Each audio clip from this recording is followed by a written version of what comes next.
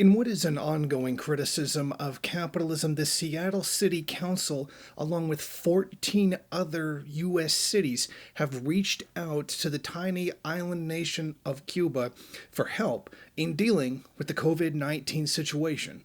And what we have seen so far is that capitalism has been an absolute and utter disaster for dealing with the pandemic. Now, they've done this despite the fact that the United States, under the Trump administration, placed Cuba as a list on the list of state sponsors of terrorism, despite that accusation being completely false and wholly ironic. Now, the resolution was signed by the Seattle City Clerk Monica Martinez Simmons, who also called for initiating collaboration with the island in the area of health. In other words, they want assistance and collaboration with Cuba for health in general, not just for dealing with the COVID 19 pandemic. She noted that Cuba does have a long standing tradition of sharing medical expertise, technology, and goodwill with many other countries around the world, most of them being impoverished third world countries. That kind of solidarity which is not seen by capitalist nations. She also called for an end, the resolution called for an end to the economic and commercial and financial blockade that the U.S. has maintained against Cuba for almost 6 decades. More than 14 other cities have also expressed a desire to collaborate with Cuba in dealing with the COVID-19 pandemic, including San Francisco, Richmond, and Berkeley. The reason for that being that the U.S. government has been an abject failure, and by no means something that can be just blamed on Biden, but something that the entire Trump administration did, while denying that COVID even actually existed, until Trump actually got COVID himself, and then all of a sudden they're acknowledging that it's a real thing and that, well, it's not really a problem, but at least they're admitting that it exists now.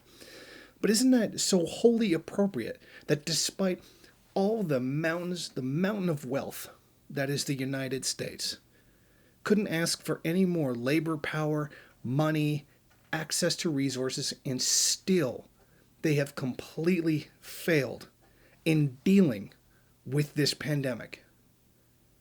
The United States should have been able to do a better job than anyone else in the world.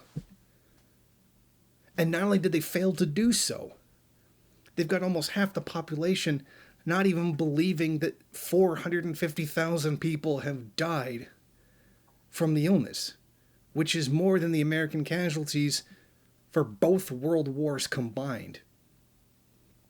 Think about that. So, in a situation where they're still wrangling over producing enough vaccines for the American people, and this has been a problem for the Biden administration, not to mention something that was wholly ignored by the Trump administration. Meanwhile, in Cuba, by the end of this year, their vaccine, they will have an estimated 100 million doses, while the country is only 10 million people. That means Cuba is able to produce 10 times more vaccines than they do their entire population. And this is an impoverished country, literally sitting under the barrel of a U.S. gun, living with their neck underneath a U.S. economic boot, and they still managed to do this. So there is no excuse for any first world country to not be able to match this kind of productive power. Come on. Seriously? Now we know why in Canada we can't, because we actually had a state-owned vaccine production system, but it was sold by the conservatives to private companies, and then those private companies moved to the United States, proving that the free market totally works and provides, right?